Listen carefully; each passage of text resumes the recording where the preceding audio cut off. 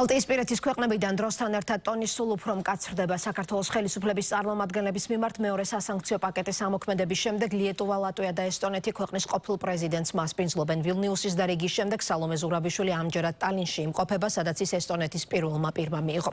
სამივე ქვეყანა ევროკავშირის იმ წევრებს შორისაა, რომლებიც ქართული ოცნების მიმართ განსაკუთრებით მწვავე კრიტიკით გამოირჩევიან და სალომე ზურაბიშვილს მოქმედ პრეზიდენტად აღიარებენ. ბალტიისპირეთის ქვეყნების საქართველოს ხელისუფლებისადმი დამოკიდებულება საბჭოთა პერიოდის მიდგომებს ახსენებს პარლამენტის თავმჯდომარეს, რომელიც ლიეტუვას, ლატვიასა და ესტონეთს საქართველოს სუვერენიტეტის უარყოფაში და ხელისუფლებისთვის ძირის გამოთხრაში ადანაშაულებს. შალვა პაპუაშვილის დღევანდელი მიმართვის მთავარი ადრესატები ევროკავშირის წევრი ქვეყნების მთავრობები არიან, რომლებსაც საკანონმდებლო ორგანოს სპიკერი საქართველოს ევროკავშირის ურთიერთობის სწორგზაზე დასაბრუნებლად კონკრეტული მოწოდებებით მიმართავს. ექს-პრეზიდენტი სალომე ზურაბიშვილი, რომელიც თავს კვლავ საქართველოს მოქმედ მეხუთე პრეზიდენტად აცხადებს, ქართული ოცნების ხელისუფლების არალეგიტიმურად გამოცხადების მიზნით საერთაშორისო ვიზიტებს განაგრძობს. ესტონეთი, ლიეტუვა და ლატვია საქართველოს ხელისუფლების მიმართ ისედაც მკაცრი სასანქციო პოლიტიკით გამოირჩევიან, თუმცა სალომე ზურაბიშვილი მათგან მოითხოვს უფრო მეტს. მოითხოვონ ახალი საპარლამენტო არჩევნების ჩატარება კონკრეტული ვადების განმავლობაში. ეს მოთხოვნა სალომე ზურაბიშვილს აქვს მთლიანად ევროკავშირის მიმართ.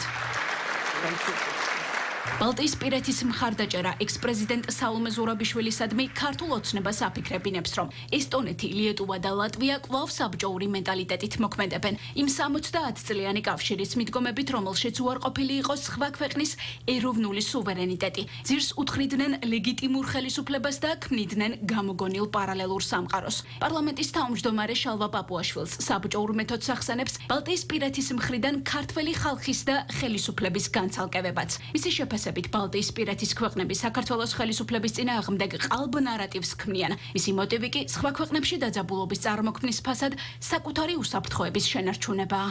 ყალბი და ქაოტური ვირტუალური სამყაროს შექმნა, რომელშიც საქართველოს რუსეთის კონტროლის ქვეშ მყოფი სასტიკი დიქტატურა ბალტიისპირეთის რეალობას მოკლებულ პოლიტიკას საბოლოო სახეს აძლევს. ამ სიყალბეს არაფერი აქვს საერთო დემოკრატიაზე ზრუნვასთან, მაგრამ აშკარა გეოპოლიტიკური მიზეზებითაა ნაკარნახევი. ესტონეთი, ლატვია და ლიეტუვა სასოწარკვეთილად ცდილობენ საკუთარი უსაფრთხოების გაუმჯობესებას რუსეთის ყურადღების სხვაგან გადატანით. ამიტომაც უკრაინაში შეჭრის დღიდან ისინი საქართველოს მოსკოვთან ღია კონფრონტაციისკენ მოუწოდებენ. დაჟინებული მოთხოვნით, რომ საქართველოს ევროკავშირისა და ნატოს არაწევრ ქვეყანას ორმხრივი სანქციები დაეწესებინა რუსეთისათვის, მათ ქართულ-რუსული ესკალაციის იმედი ჰქონდათ და ფაქტობრივად საქართველოს საკუთარი ინტერესებისათვის გაწირეს. მათ პოლიტიკას სხვა ლოგიკური ახსნა არ აქვს. ისე ბალტიისპირელებს უკრაინა მართლა რომ ადარდებდეთ, საკუთარ ჯარებს უკრაინის ფრონტზე გაგზავნიდნენ. ამისთვის მათ ვინმეს ნებართვა არ სჭირდებათ. მნიშვნელოვანია ევროკავშირის წევრი ქვეყნების მთავრობები არ ახვდნენ ბალტიისპირეთის კაპრიზებს, გაარღვივნეს მანკიერი წრე და სწორ გზაზე დააბრუნონ საქართველოს ევროკავშირის ურთიერთობები. ევროკავშირთან ურთიერთობების გაჯანსაღების პერსპექტივას ვერ ხედავს ოპოზიცია და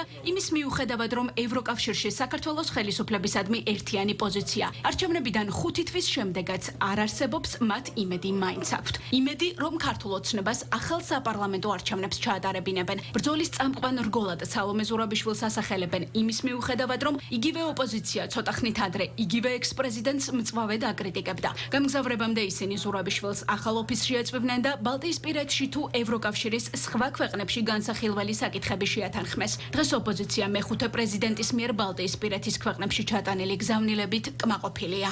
შალვა პაპუაშვილი და ბიზნე ივანიშვილის მონები საბჭოთა კავშირს რო ადარებდნენ ევროკავშირს, ხო? სასაცილოა, ხო?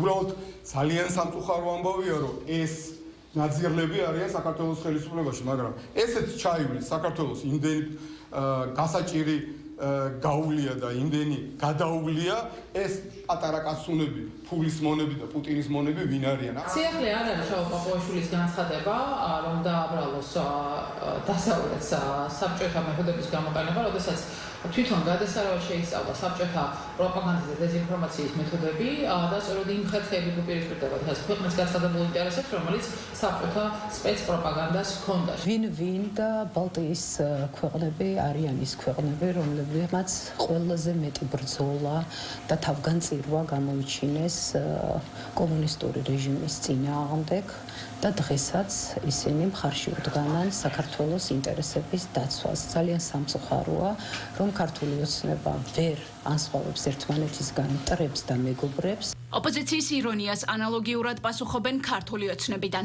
აქცენტს აკეთებენ იმაზე, რომ სალომე ზურაბიშვილი და ოპოზიცია 5 თვის შემდეგაც ვერ გაერთიანდნენ და კომუნიკაციას მხოლოდ კოორდინაციის ფარგლებში აგრძელებენ. გარდა იმისა, რომ მმართველი გუნდი ოპონენტებს სუსტ მოწინააღმდეგეებად აღიქვამს, მათ ქვეყნის ღალატში ადანაშაულებს და ამბობს, რომ სალომე ზურაბიშვილი ახლა ბალტიისპირეთში მორიგი დავალების მისაღებად იმყოფება. მოტივი კი, როგორც ქართულ ოცნებაში აცხადებენ, განელებული საპროტესტო მუხტის აწევაა. ვის და რატომ აწყობს საქართველოში არეულობის მოწყობა? მმართველი გუნდი მის მიღმა ჩრდილოვან მმართველებს, ანუ ეგრეთ წოდებულ Deep States და მათი მხრიდან მსოფლიოს სხვადასხვა წერტილში ომების წარმოების სურვილებს ხედავს. Deep States-მა თავისი კლანჭები და მთელი თავისი რესურსების დიდი ნაწილი გადაიტანა ევროპულ ფონდებში, ევროპულ ქვეყნებში და თავიანთ ევროპულ აგენტურაში და ეხლა ეს აგენტურის წარმომადგენლები და მართული ადამიანები თანამდებობის პირები ცდილობენ რომ ჩვენი ქვეყნის შიდა საქმეებში ხელი აფათურონ. ერთი აგენტი, ერთი რიგითი ნაცი